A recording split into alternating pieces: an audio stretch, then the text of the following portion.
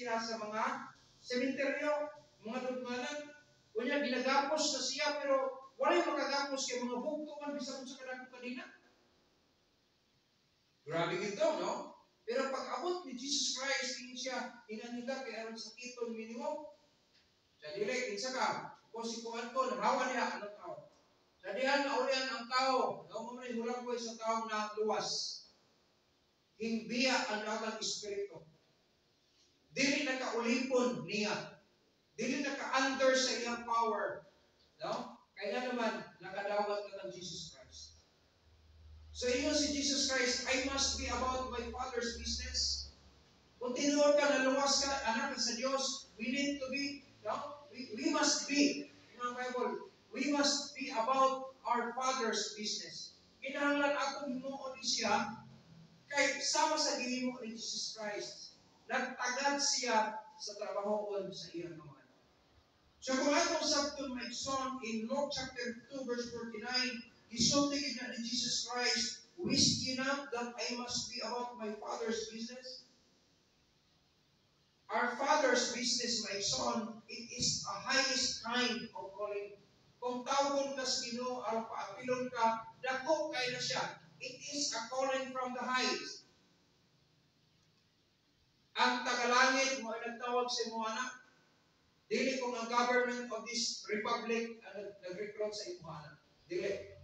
Ingon sa pulong sa Ginoo, it is the highest kind of calling.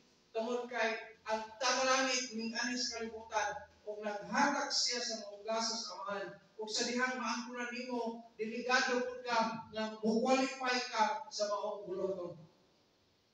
Wala ka design sa Ginoo o malingkod lang ta. Pag-sitting pretty lang ta sa mga trabahoan niya. Sama sa mga anak ba? Diya sa itong panamalay ng trabahoon. Pero dili angay na ang mga anak paglingkod-lingkod na sa malay. Dapat magtinabangay. Tinabangay. Pag nahihugason, dili kung tanaw lang nga magbutang ang kahugason, dili mo tabang ka niya. Participation diha sa inyong malay. That is your parents' business. Na? Inyong atimanon, ang inyong unsay naa sa inyo ha.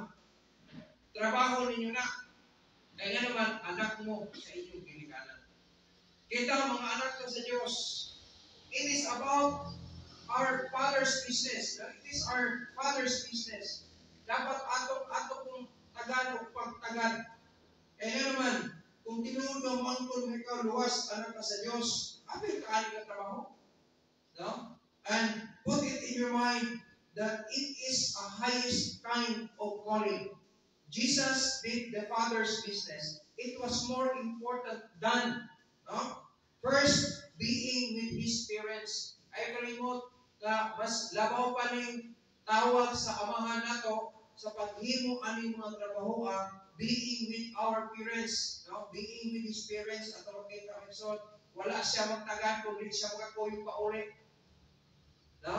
Nga naman, iyan ipaminawan o iyan ipag-istoryahan ang mga doctors of the law. Ano itong mga panahon na? Mga teachers of the law itong panahon na. And they were amazed, yun ang Bible.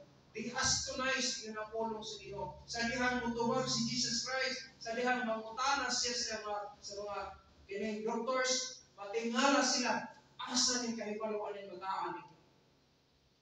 May son, dili na natin mag-question ang Diyos. Kaya ang Diyos is most powerful, all-knowing.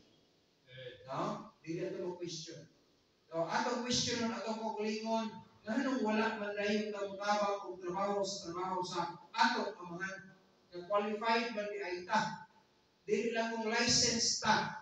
No? We are sealed na yun. Yun ang Bible. We are sealed with that Holy Spirit of promise. Dahil kung atong saktong maigsoon, si Jesus Christ, ang business sa iyang amahan, natuwa sa langit, no? It was more important than being with His parents. Buot pasabot, kini nga pagpangalagad, kini atong pagpangalagad sa Diyos maigsoon, labaw pa ni siya, uyog sa presensya sa atong ginikanan. No? So, buot pasabot, labaw pa yun ang bulaton sa Diyos kaysa atong mga ginikanan. Although, no? Precious